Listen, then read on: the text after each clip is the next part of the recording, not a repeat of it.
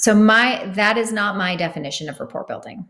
That is a definition of building false security in entering the friendship zone, where someone at the end will be more comfortable telling you to call them back because now you're friends, and then you believe them because now you're friends, and then they ghost you.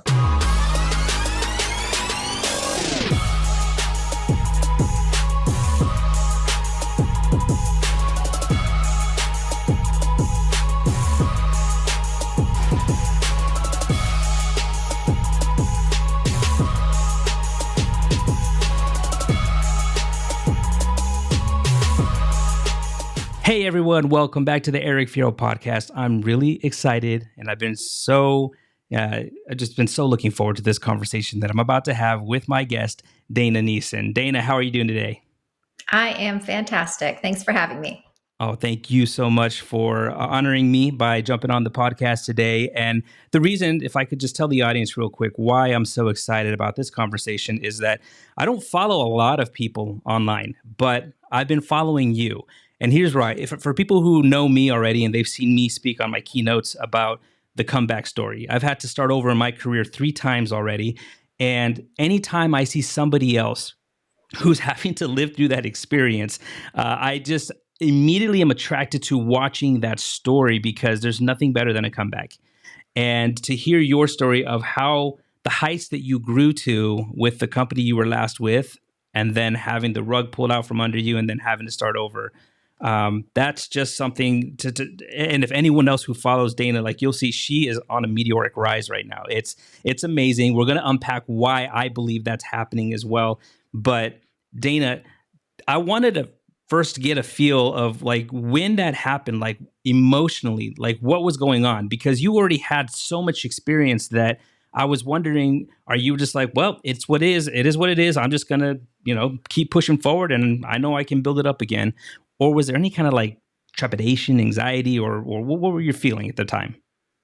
Yeah, that's a good question. And actually, to even give some additional clarity, this is the second time that I am now starting over. So you don't even know about the first time. Okay. So this is the second time. All right. Now I like you even more. But it's only the second time in the insurance industry. Okay. The first time I got into the insurance industry was my first comeback.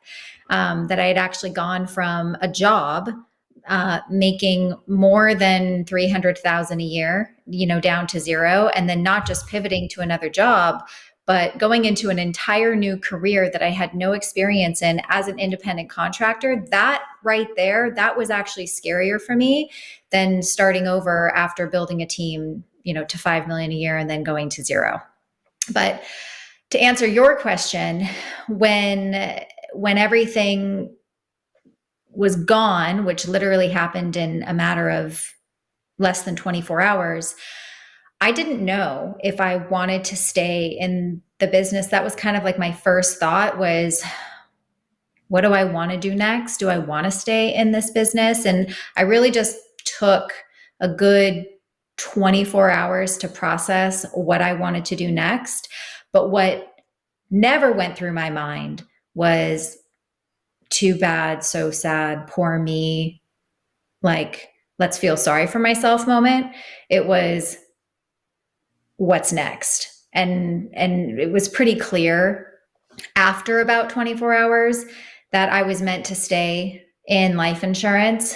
And that's when I posted the video to YouTube and the outpouring of support came in. I knew that I had to stay and rebuild. So it was like a day and I was like, all right, let's go. It was amazing. And again, it was one of those things that immediately caught my attention. And I just said, well, I don't know where you were going to end up, but I wanted to start following the journey. I was curious, who were you going to choose as an upline? Who are you going to align yourself with? I was paying attention to all of that cool. Because again, it's all part of the story. It's all part of the story and it does make a difference. One question I did have, because your skill set is a very amazing and I would say you have a unique talent in that I feel you're easily relatable. When people see you speak on camera and they hear you talk about your life and your story and your work, that a lot of people resonate with you, and as a reason, as a result, I mean, your YouTube following is growing really rapidly. Like I've been watching that as well, and so again, all these things are really exciting. But the question I had is, why life insurance in terms of where you decided to make your focus? Why final expense? Why have you not maybe considered also pivoting into other products like Medicare, or any other senior life products, or senior focused products that can complement what you're already doing? Well, I actually have. But what the first part of your question was why life insurance? Like, why did I pivot to that? When I was in my first rebuilding phase and I was trying to figure out how I needed to move forward, I literally just responded to an Indeed ad that said that I could make 100,000 in my first year selling final expense life insurance, and I didn't even know what final expense was.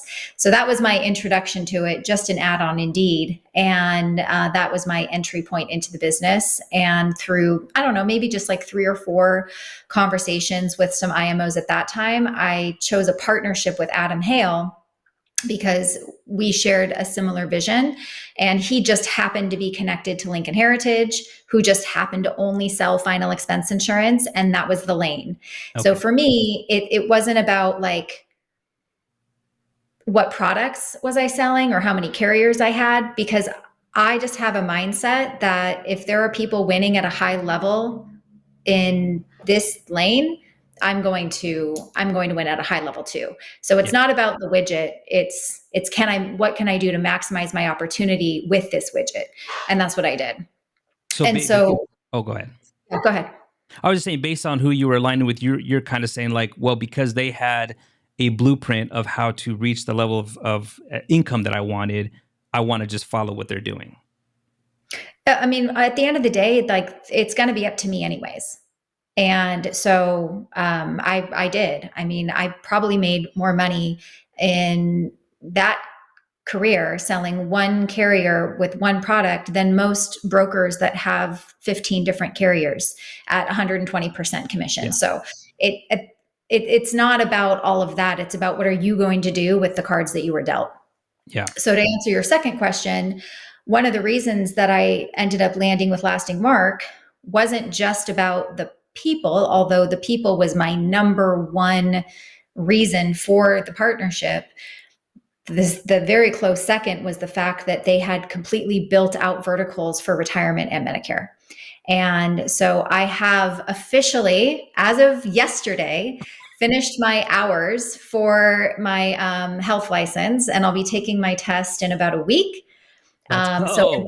Health Group is loading and Empower Retirement Group is loading. We will have 3 fully built out verticals in the next 6 to 12 months. That's what I'm talking about. That's exciting. That's exciting because so my expertise, I've been in the Medicare game 20 years. So I'm an expert in Medicare products, Medicare sales, got into ACA, but you are probably, you along with a few others, but mainly you are the reason that I'm wanting to become a final expense expert.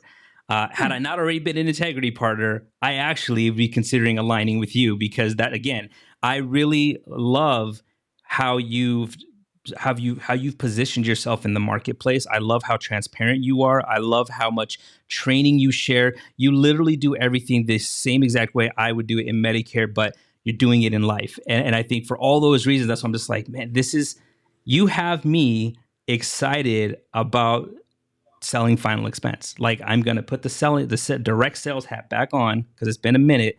And I'm going to do it. I'm going to start selling Really? some final expense, so Oh, I can't wait to watch your journey. yeah. I'm really excited about that. But I wanted to let you know, and I wanted to give you credit. And I know, if you don't mind me sharing, one of the things that I told you recently, I was on a training, and it was a training on leadership and how we can better, not just specifically or not just in general leadership, but sales leadership, how to lead salespeople, because it's a whole different animal. Yeah. But one of the things that really stuck out to me is that they were talking about what we need to do as leaders, and one of the things they said is a good leader, a great leader, is somebody who, based on how you not only manage yourself, but also how you lead by example, you're going to essentially make people believe that they can achieve their goals, their dreams by aligning with you because of what you've done. And that's what I love about how you've done your trainings, your videos, your updates. There's always going to be a place for people who want to like show flashy cars and flashy watches and try to attract people that way. There's always going to be that, right? But I've never been that guy, and I've never been the person to really be attracted to that. I'm attracted to people who could say, I have a system, I'm willing to help you, I believe in you, and I want to invest in you to make sure you succeed and win. That Yeah. to me is just such an attractive opportunity, and you have that in spades. So I'm really excited to see how much you've grown so far. And one of the things that really also hit home to me, again going back to relatability, is a few months ago you had posted about a panic attack you had recently. My wife has for years, suffered with dealing with panic attacks and learning how to better manage anxiety. And we've done a whole bunch of stuff, and as a husband, it's difficult sometimes because I feel helpless. I feel Yeah. helpless because like I want to solve the problem, especially as entrepreneurs, right? That's what we do. We find problems, we solve problems, and it's like I can't fix this, but all I can do is be there and try to help every way I can.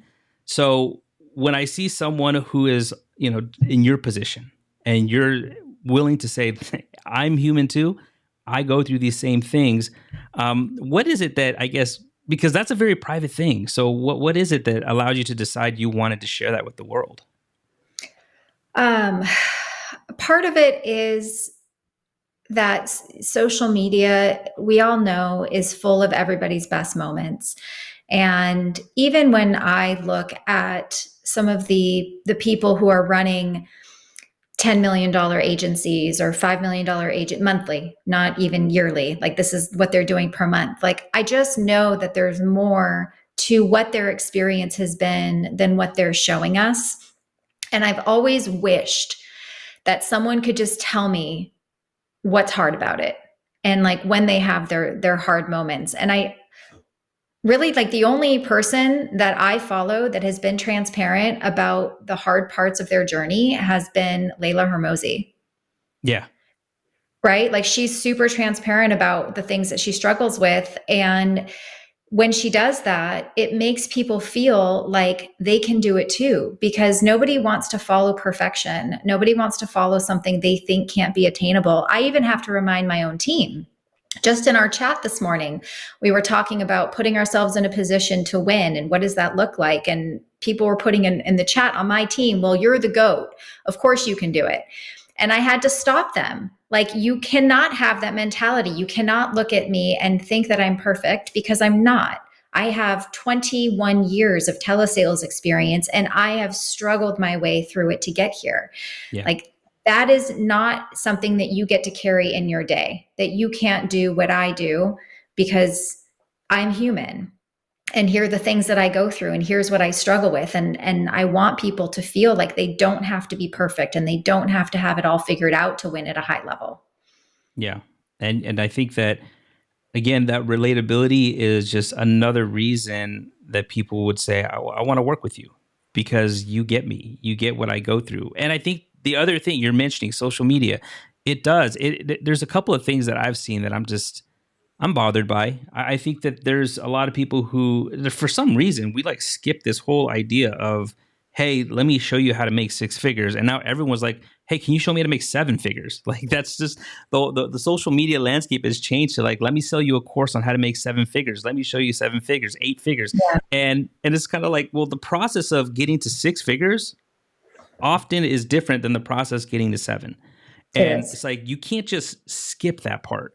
And not only that, it's just when you look at just percentages, like the percentage of people who actually make six figures is so small. I think it's something like 10% of the United States, I believe, something like that, make six figures. And so all these people just want to jump and leapfrog things, and they don't want to put in that hard work. And I think that when they try to follow people like you, they forget how much you've put into what you've done and how much you've put into your personal learning and invested in self-development so that you can get to where you're at. What would you say to those people, I guess, ultimately that are just enamored with this idea of just like, oh, I want to be making seven figures. I want to be a millionaire.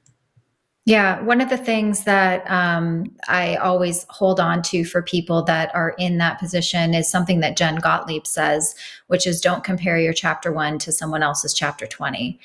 And recognizing that you have to become the type of person that takes action on decisions in your life that turns you into the one that can lead and win at a high level and make those seven figures. What do you have to sacrifice in your personal life? What do you have to sacrifice financially in your business so that you can win? And then also thinking, who loses if you don't win? And what is the work that you're actually doing on yourself so that you don't just have a blueprint to seven figures, but you actually have to do the work internally to become the type of person that earns seven figures. What actions does that person take? What mindset does that person have? What type of money does that person spend? Like, what type of risks and sacrifices are they willing to take in order to make that blueprint actually work for them? I actually posted, do you follow me on Instagram too, or just Facebook? Just Facebook. Okay, so on Instagram, I posted something yesterday about how much I've invested in the rebuild of my business since February. And so I don't know if you can see this, but I Yes. posted, 154,844. and that says professional services. And this is what has been spent on Facebook marketing. I don't know if you can see I that. can't see that one. It says 143,693. And then it has my 2025 summary. This is on my business card. Okay. 206,000. 200,000. And the last slide says, only those who will risk going too far can find out how far one can go. I like that. And the reason I posted this is because people will only go as far as what their comfort zone allows. And they never actually see their true potential because they will not stretch themselves to where it feels uncomfortable. When I lost my team in January, I went to zero income, right? It took 6 months until my advances and chargebacks and roll-up debt paid off to like start finally getting some money again. In order to fund this business, I had to take out zero interest credit cards and dip into my savings. Like, I didn't have income to rebuild the business, but what does the type of person do? What does that person do that decides that you're going all in and you have no other plan B? What does that person do? And that's what I did. Do you think that there's a problem in how a lot of agents have been brought into the industry that maybe they haven't been vetted well enough to, I don't know if there's even some kind of personality test or something to determine if you have that in you, that willingness to be able to suffer, because there's going to be times where things are going to be very, very uncomfortable. And can you weather that? Do you think there's a problem with how they're being brought in?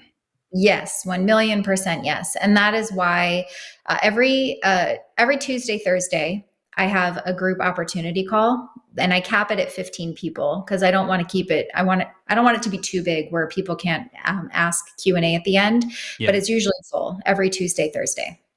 And it's full of people that typically, and I don't want to make this in a negative light, but typically have shiny object syndrome to think that all their problems will be solved by working with me and on my team. But of those 30 people per week that I have the chance to speak with and kind of show them a peek behind the curtain, how many of those people, Eric, do you think I actually welcome onto the team? I would say maybe 3 out of 15. Maybe. Yeah. And a lot of that is because I ask them, one of the very first questions I ask people is, did you get into life insurance because you wanted a job to sell life insurance? Or did you get into life insurance because you wanted to build a business? And that kind of starts off the plan. Because if you got into life insurance for a job because you have bills that are due yesterday, this probably is not the career path for you, at least on my team, because I'm not going to earn money off of your inevitable failure. That's refreshing to hear that someone is willing to tell someone else the truth and say, I don't think you should step into this role. Because I think too often people get, I don't know if it's just vanity metrics where they just want to feel like, hey, well, I could say I got 1,000 people under contract. Well, if only 50 of those 1,000 are producers, like what good is that? That just sounds like a time suck to me, you know? So Also sounds like a lot of risk. yeah, yeah, that's one thing that. So I'll tell you a little story about my original endeavor into final expense. At the time, I was actually working for an FMO, and so I was a recruiter, I was a marketer on their team, and at the same time, I was selling. So one of the unique benefits is that I get to always tell people, "Hey, this is how I'm doing it." And I was big into telephonic sales, so I was trying to teach a lot of kitchen table agents on how to sell telephonically. But one day, a carrier came to us with an opportunity in a very large final expense contract. We didn't really have experience with it. But we said, okay, we'll take this and we'll go find some final expense agents. We did. We found final expense agents, not knowing much about the industry. And next thing you know, we were left with about $30,000 in roll up debt that we had to pay.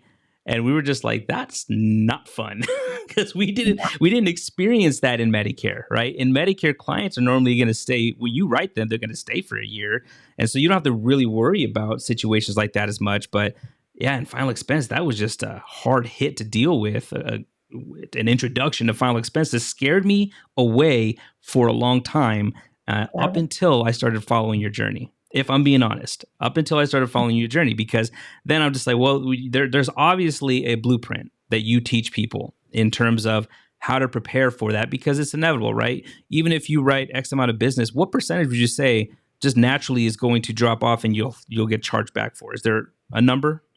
I always account for 80% placement and 80% persistency in the numbers when I'm helping people kind of project possible income and ROI and investment. I think those are pretty safe numbers to use. If you are selling the right way, you can probably expect at least that. Yeah. Okay.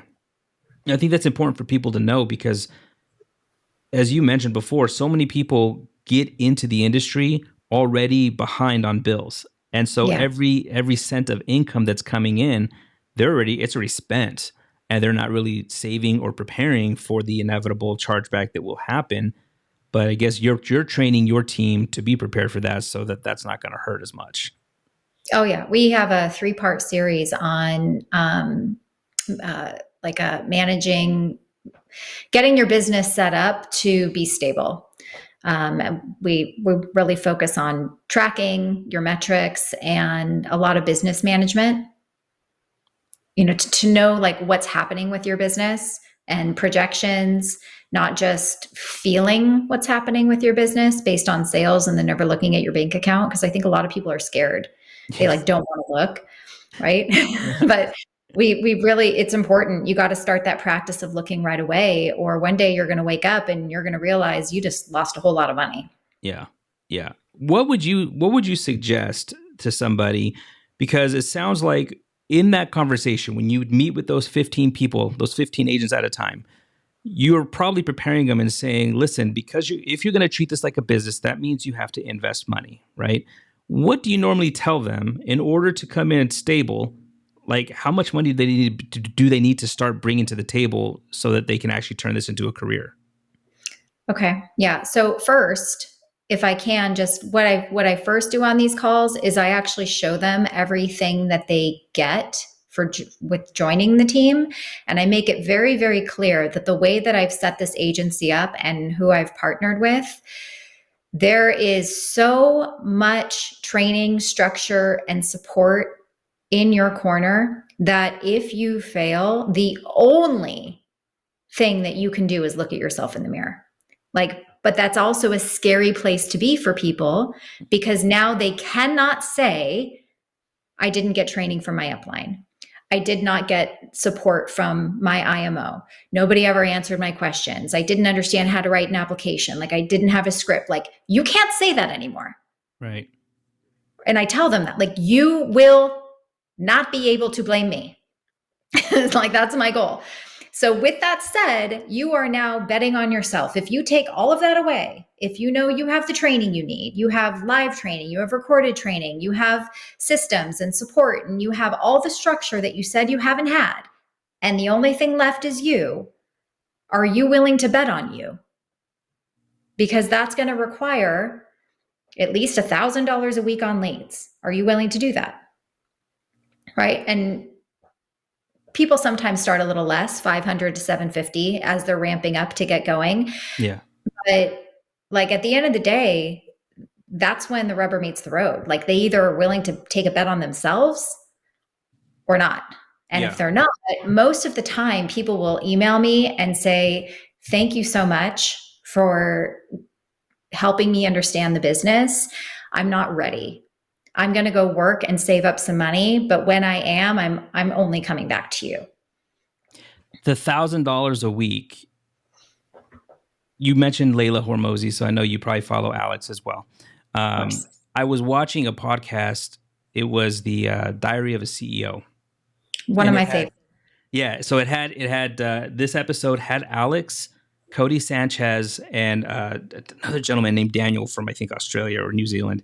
Yeah, that was a good episode. Yeah, so when you talk about spending $1,000 a week to generate leads, it reminds me of something that Alex said regarding your two types of confidence. And I'm sorry, I think Daniel said this, but he said that if you have an abundance of options, this is a great way to gain confidence.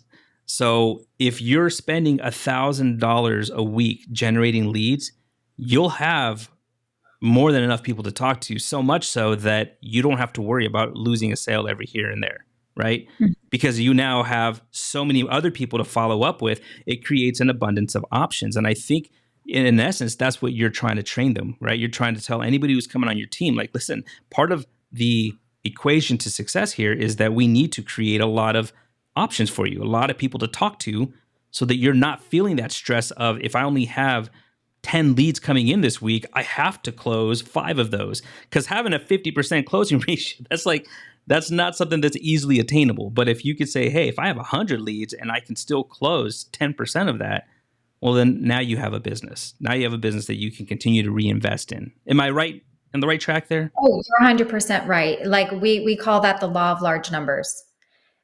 Because the law of large numbers the rules don't stay the same when the numbers get smaller. It actually gets worse. So your conversion rate actually gets worse the smaller amount of leads you have. Your conversion rate gets better when you have more people to talk to.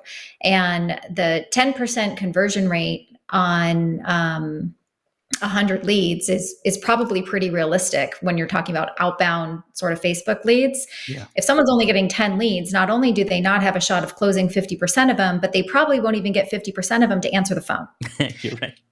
So, I mean, and 10% of 10 is 1, but you're going to be lucky if you get 1 person to answer the phone with 10 leads. And so anytime someone posts something on a like a Facebook group and they say, I tried XYZ lead company and it sucked, it didn't work for me.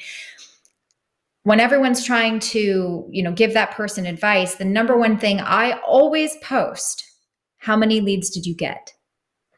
And every single time the answer is 20.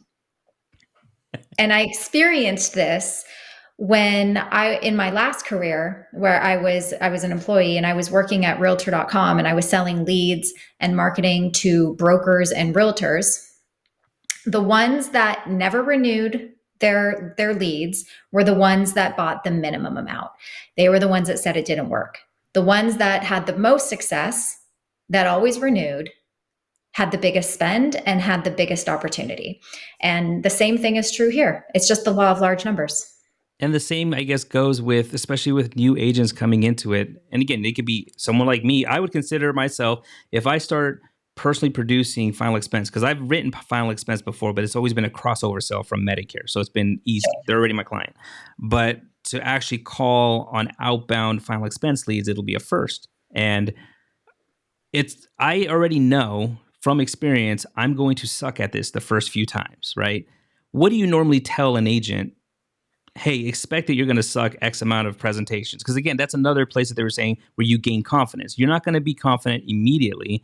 You'll get confident with experience. You're going to have to go through 10 presentations, 30 presentations before you start feeling better about how you present and what options you're giving and all that stuff. So what do you normally tell an agent in terms of that? Your initial investment is your tuition. It's your tuition to learn, because you may not, if you had 5 presentations and I had 5 presentations, do you think we're going to have the same results? No. And that's only because of experience.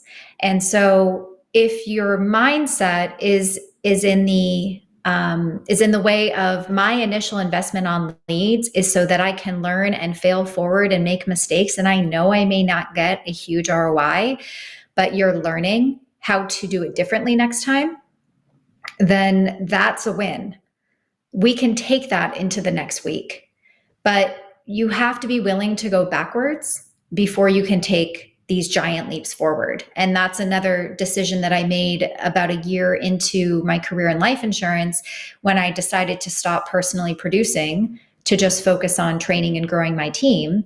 You make way more money as an agent than you do as, small overrides on a team. Yeah. But you can grow exponentially larger if you're not so worried about having to make your income on your personal production, because you're not pouring into and investing in your team the way that they need you to be there for them. So I took a big step back again in my income after my first year. It probably took me 6 months until I was getting close to replacing the income I was making on my own pen. But then I, took major leaps beyond anything I could earn on my own pen after I put in the time and lost money to do it. Brings me to another great question.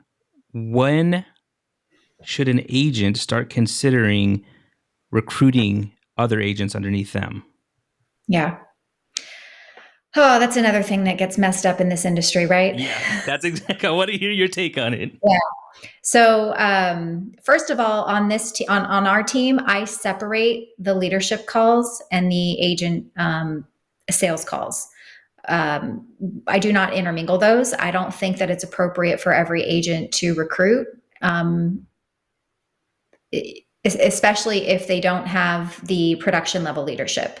So I follow John Maxwell's 5 levels of leadership. The first level of leadership is position level leadership. Forget what the second one's called, but the third one is production level leadership.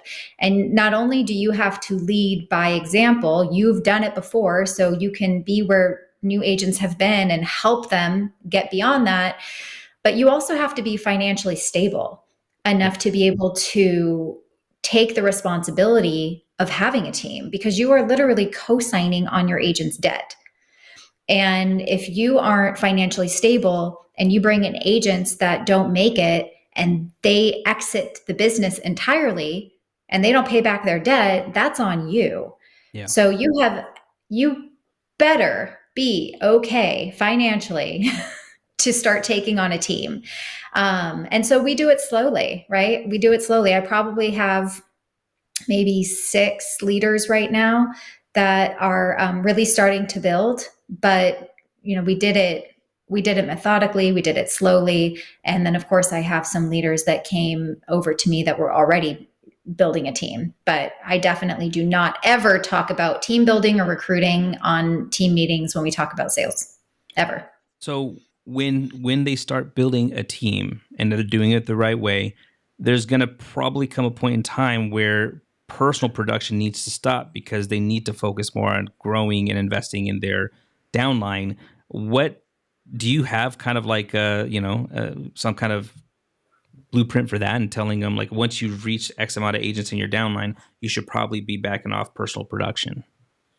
I think it depends on the type of support too that your agency provides. My leaders can rely on me to help them supporting their agents, and we all can rely on Lasting Mark to help support all of the agents. So I think that first depends on the type of support that you have. But I think that an agent probably doesn't need to pull back on their personal production until they've been building for at least a year.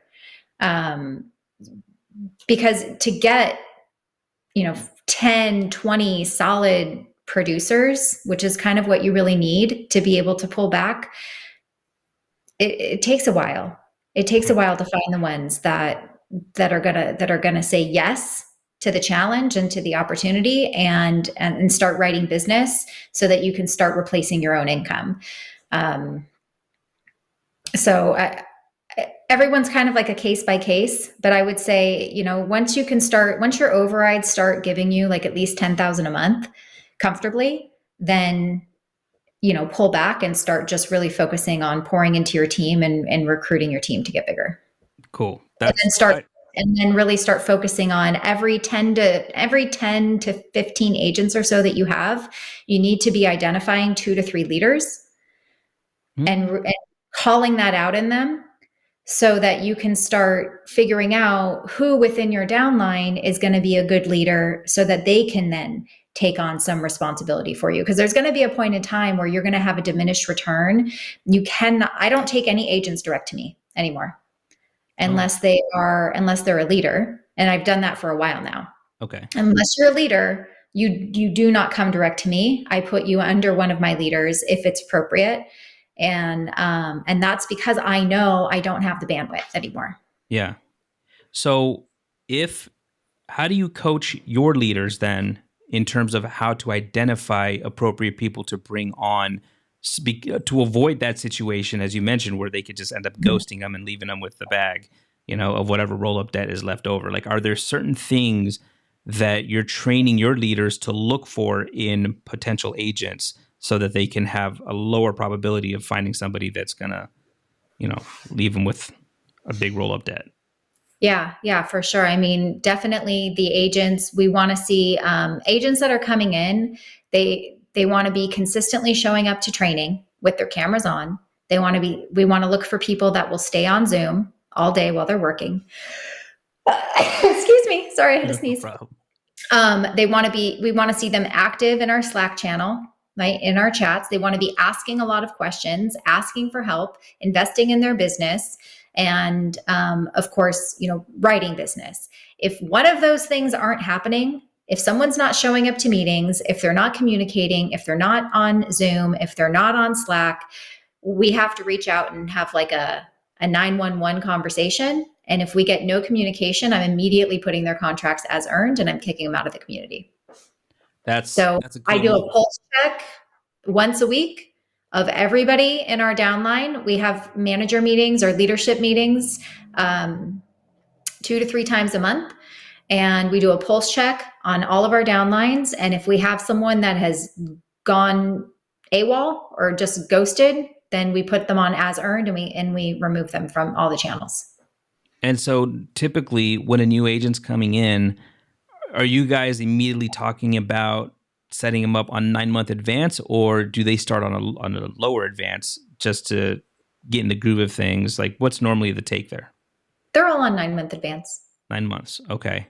Yeah. So do most agents, I guess, do you deal with a lot of people coming from other agencies that they've already been trained on selling final expense and you have to untrain them, I guess, and then train them in the Dana way? Yeah, that's probably the majority of what we get. Okay. Most of the people that we have are established agents at other IMOs that, for whatever reason, say they're not getting A, B, C, D, E, F, G. And most of their training has been on YouTube by me anyways. And and they've come in to just get it, in real time. So we have a lot of contracting release stuff that we deal with internally. That's the biggest pain in the butt. Very few new agents. Like I do not teach recruiting to actually go on Indeed or Craigslist, like even though that's how I found the business. Yeah. I don't train my agents to do that. I believe in the attraction model. Yeah. And so you may or may not be noticing that more and more of my agents are starting to put themselves out there on social media, and they never ever felt comfortable doing that before because they never felt like they were in a place where they could build a team because of the lack of structure, the lack of support. They did not know how to lead a team. And now they're feeling that confidence like they can. And for the first time ever, you have top producers that are actually excited about building a team because they see a place where agents can thrive. I want to talk about your content creation, since attraction marketing is such a big thing, and that's how I found you, right? So I want to, I guess, unpack a little bit more. When you do that, there's likely going to be a lot of people who will just start to emulate what you do as well. Is there ever anything that you're sharing that you're kind of hesitant to share because you don't want your competition to do the same? Or you're just like, I don't really care. Like, at the end of the day, the people who want to work with me are going to work with me. Yeah, no, I don't really care. I mean, there's certain things that I don't share just because it costs me so much time to put it together, and time is my currency.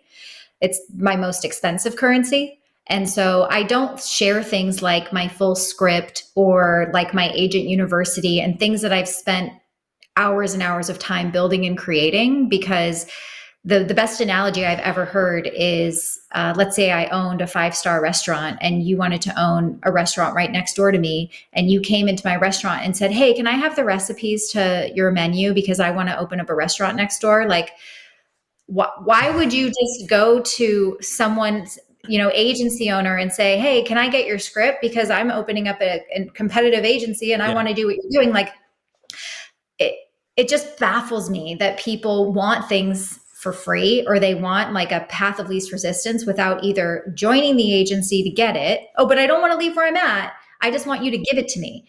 Right. So those are kind of the only things, just from like a principle standpoint, that I don't feel like I have to, because I've spent all the time and energy of what I've learned creating that. So, just that stuff. But everything else, I'm totally an open book, because it's the person that's delivering it and teaching it, which is me, Yeah. that nobody can replace. Yeah.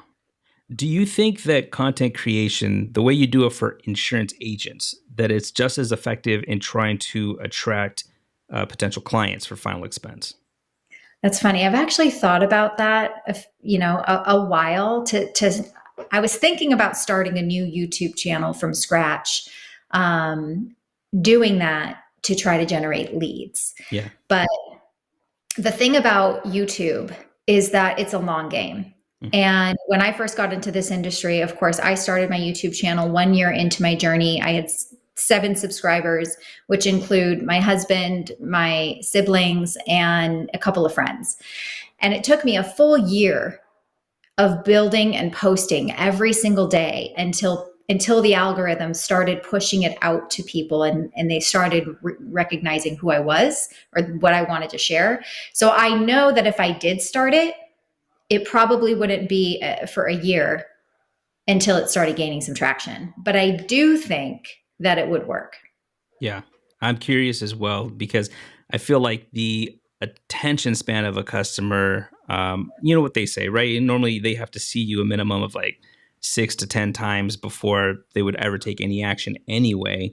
So either they're going to see an advertisement you're paying for to put in front of them, or it could be into being a mix of it if you start creating more content on your pages. So Same when with it agents, though, Eric, right? People reach out to me that said they've been following me for years, yeah. and Yeah. they just decided to reach out now to want to work with me. So it's the same thing. Hey, not me though. Like, as soon as I saw you, I reached out, and it just took a while to get you here, but we got you here. So I'm just Yeah. happy that finally happened. But seriously, on the content creation front though, for agents, how many hours a week do you spend in creating content to be able to attract people the way you do? Okay. Yeah. And first of all, I want to let everybody know that I have never hired anybody to help me create content. I have never paid anybody to create thumbnails. I've never paid anybody to edit my videos. I have done every single piece of that by myself since I started. So I just want to put that disclaimer out there that it's all me. So I actually carve it into my day. I'm a big believer in time blocking. So I control my day. My day does not control me.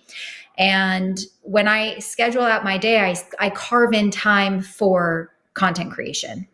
and I schedule usually around an hour and a half to 2 hours to record, edit, upload, create the thumbnail, and post. It doesn't normally take me that long, but I do give myself like a good 2 hours a day to do it. I have never been the type of person that can spend like 8 hours batch content creating. I just thrive in posting about things that inspire me that happened during the day or during the day before. And I use like my day-to-day journey as my content. Yeah. It just works for me. And, I always tell Cody, because Cody's a good friend of mine, Cody Askins, and I always tell him, man, I want to be more like Cody. I don't know why it's so difficult for me, no matter where I'm at, to just pull out the phone and create content, like to start talking on camera.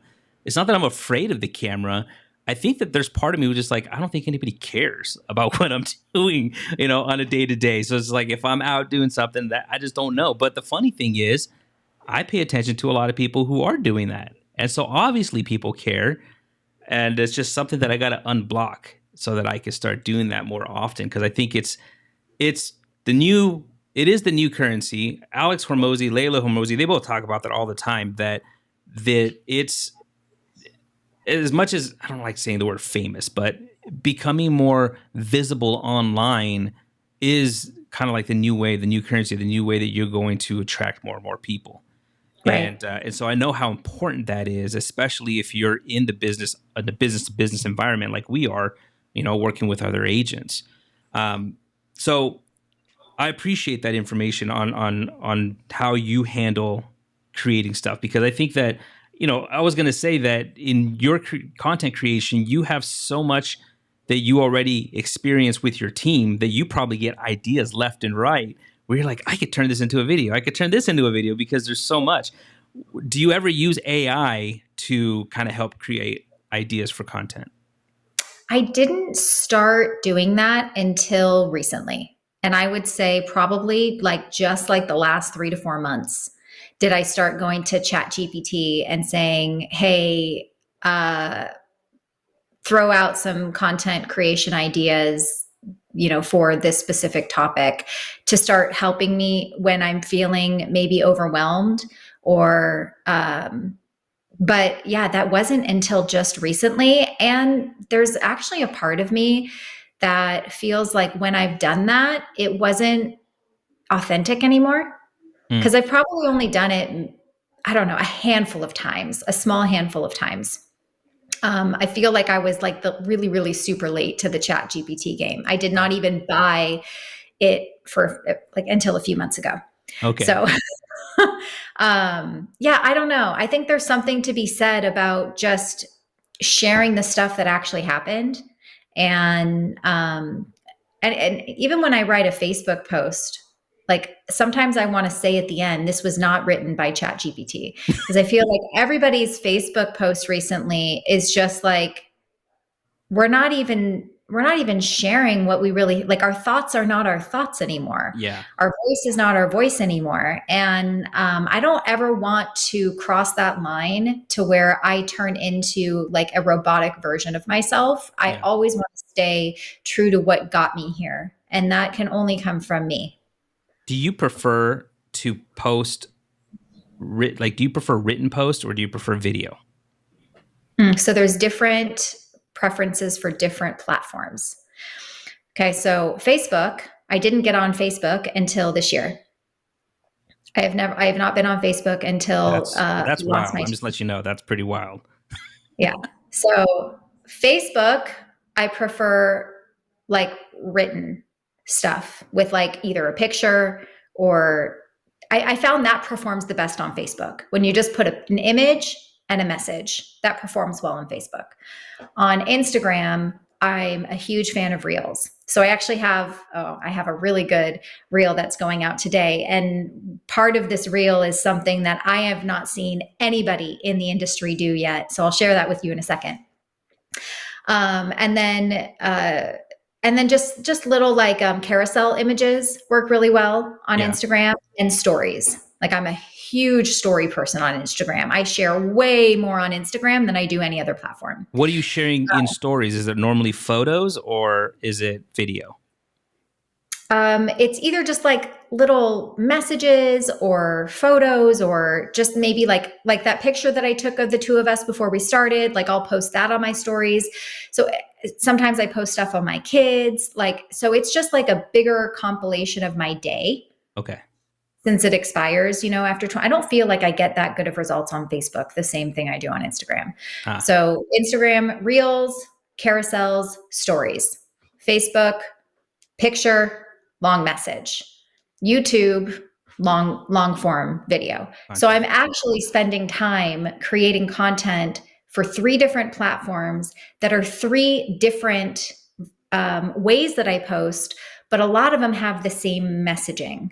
But it's just like I posted a video on YouTube yesterday that was a long form version of my anxiety post on Facebook. Okay. Right. So I use the message in different verticals in different ways. Okay.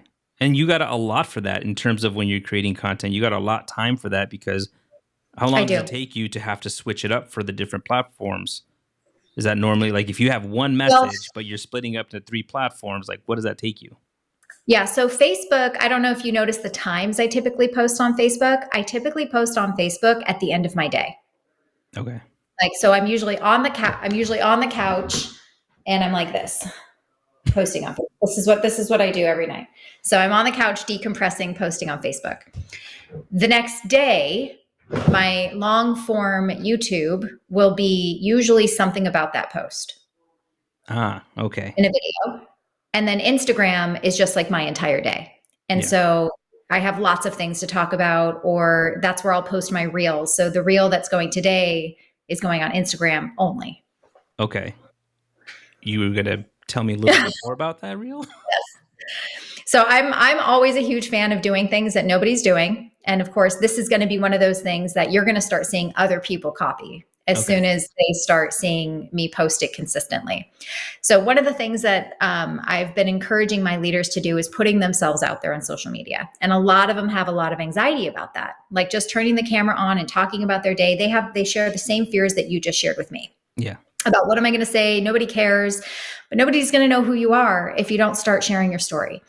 And so I decided that once a week, at least, probably once a week starting today, we're going to be doing group reels. And they're going to be silly sometimes. They're going to be entertaining, sometimes informational. And everybody gets tagged and it goes on everybody's page. So we maximize the audience, but everybody has something that they're posting because I'm doing collaborations with everybody. So the one that's going on today is wrong answers only. How do you respond to this objection?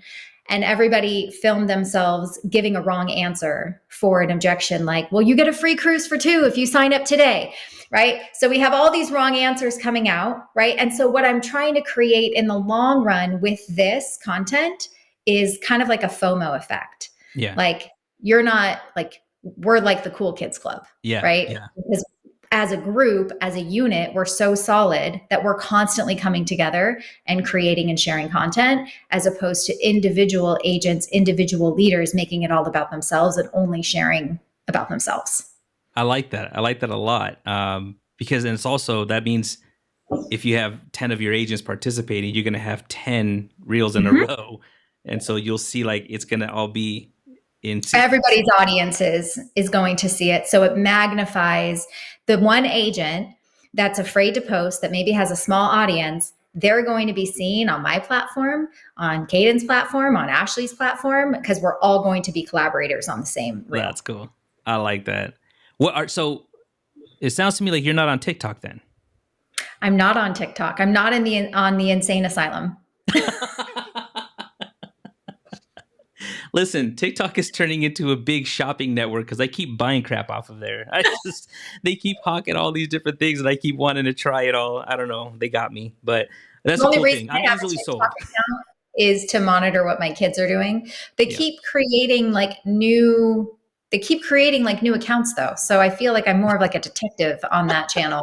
Then I don't know. I have a bias. I'm super prejudiced against it from the very beginning. Now I kind of feel like I just have like this moral stance against it. So I'm not jumping on there for principle, which is probably hurting me.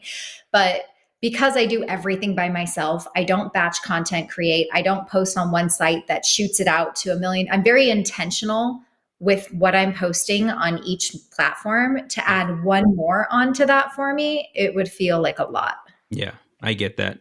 I get that. It makes me just wonder because I know that there's a lot of people who are in that age bracket that I think would be prime for joining your team or your leaders' teams. They're on there, so I'm wondering, do you have leaders though that are on TikTok and posting there? I have no idea, to be honest. What about LinkedIn? What are your thoughts on LinkedIn? I've always wondered about that with the insurance industry. I feel bad for people that try to contact me on LinkedIn because I probably check it. I probably check it like once a quarter, and I go in there and I have like 25 messages and I'm apologizing to people that I never check this platform. And they're like, "Hi, Dana, I want to work with you. Please tell me what the next steps are." And it was like 2 months ago. So no, I don't really maximize LinkedIn either. There's probably a lot of stuff I'm missing out on, Well, but you're doing just fine with what you're doing, so I mean that's good. But yeah, you'll eventually probably have an admin that's like, you know what, I'll take care of it. I'll get you on those platforms and start posting for you. I did just hire an assistant about a month ago. So Yeah. she's now learning a lot of the behind the scenes stuff, and she's going to be taking a lot of the administrative stuff off my plate. Oh, you're gonna love it. You're gonna love it. It is. It's a game changer for sure. We're coming Yeah. up on an hour, but I want to hit one more thing. And thank you so Sure. much for taking this time. I know you're such a busy person, and I really do appreciate the time. So I didn't get a chance to watch the video, but I figure since you're on here, let's just talk about it live. Okay. You, when I was running a call center, right, and we have constantly a flow of new agents coming in, and obviously there's turnover of agents that are going out. I've always had like a script that I wanted them to follow so that I could track as they're repeatedly doing the same thing over and over. I could say, okay, well, here's where you're going wrong. Here's where your tone is changing. Here's where, you went off script and you started, you never came back. So I use a script very much so as a guide for us to be able to stay on track. And I had saw a thumbnail that you had mentioned something about how you hate scripts or something like that. So I wanna talk to you about that a little bit because I figure, like, especially with newer people or people who are trying to learn the Dana way, wouldn't a script be easier to be able to get them to at least start going in the right direction for a little while, and then maybe after they're seasoned, they can go off on their own a little bit more. Oh yeah, absolutely. And of course, the title of that thumbnail was not total clickbait, but it was intended to get you to click on it to watch it. So I am a huge believer in scripts. But another reason that I don't just like, here's my script, not just because of my time and what it took me to create it, but you have to be trained on how to use the script. And there are the biggest sales technique that isn't talked about often enough is general communication skills. Not frameworks, not process, it's communication. And in the book Super Communicators, it talks about needing to meet your client where they're at. And like, if they want to have a logic-based conversation and you try to force an emotion-based conversation down their throat, it's going to collide. You're going to create sales resistance and the call is going to escalate and disconnect. And so the way that the script is designed, it's designed to get them to like go down an emotional road about why they're on the phone and why it's important to them and who they're trying to protect. But there are a good percentage of people that resist that conversation in the beginning. And so we have to know what type of conversation our clients are wanting to have in that moment, be able to pivot and say, okay, well maybe we need to learn the sections of the script out of order so that when we get to someone that only wants to have a logic-based conversation, okay, maybe we start with credibility and education, we get them to lower their walls, and then we circle back to discovery. Okay. And so I have to teach people how to use it, because it's not, you cannot just say start at A and go to Z every single time. It will not work. Gotcha. How much time do you guys spend? Because in telephonic sales, I've always taught that your rapport building is going to be probably one of the most, if not the most important part of the conversation, where the person who has no clue who you are needs to find some type of relatability to you so that they can start wanting to listen to what you have to say more. I guess, how much emphasis do you put on that part, on the rapport building portion of a conversation? I think you have to define rapport building more Basically clearly. being where you're going to, let's just say the setup is, you're about to go into looking for a quote for them, but in the process, you start asking questions about them. You start asking about, oh, it looks like you live in Phoenix, Arizona. Like, what's the coolest things to do out there if I ever go and visit? And then after they tell you that, then you go and share back and say, oh, okay, well, I actually normally vacation in California, but maybe I'm going to take my family out there because we like to take yearly vacations or bi-yearly vacations, right? So you're sharing back. So for every question you're asking about them, you're also sharing back in return so that they can find something to relate to you with. And then they'll be like, oh, I like this guy. He's, they're similar. We have similar things in common. That's what I mean. Okay. So that is not my definition of rapport building. That is a definition of building false security in entering the friendship zone, where someone at the end will be more comfortable telling you to call them back because now you're friends, and then you believe them because now you're friends, and then they ghost you. So that type of conversation does not happen until the cool down. Okay. How you can connect to someone and relate to someone in a give and take conversation by sharing things that actually matter in the conversation that move the needle forward. For example, Eric, I got into final expense insurance because my grandmother passed away at 83, and I didn't realize that her life insurance policy canceled when she turned 80 until after she passed. And our family was left with nothing. I guess what kind of had you thinking that now might be the right time to put something in place for your family? So I'm only sharing about things that are relevant to helping somebody change their situation. And I'm interweaving it with questions that help me understand the leverage that I need to help you get out of your own way so you finally make the decision to move forward. And it is not, there is no quotes coming out of my mouth until they have told me that they're ready to change their situation. And then when they've said yes, and I'm writing the application, all day long, you can talk about where do you live and how's the weather and what do you like to do on the weekends and how often do you see your kids and what do you like to have for dinner. From application to cool down, which by the way isn't talked about enough, that cool down is mission critical. After you get that approval and that congratulations, if the agents are saying, all right, you're all approved, you have my contact information, let me know if you need anything else, have a good day. If that's how you end your calls, you will leave your clients feeling like they were just emotionally raped. Oh, That's what I tell my team. yeah. Because you've just spent 45 minutes with them trying to get them to tell you like why they need this policy and giving you all their medications and all their health history. And then you're like, peace out. Yeah. They're going to leave that phone call feeling like, did I just make the right decision? Right? Right. Do I even know who I was just on the phone with? Like ending that call with, aren't you so happy you got this in place? Hey, what are you doing this weekend? Yeah. When are you going to see, when are you going to see Johnny next? You spend another 5 to 10 minutes in your cool down, you will have a customer for life. Love it. Love it.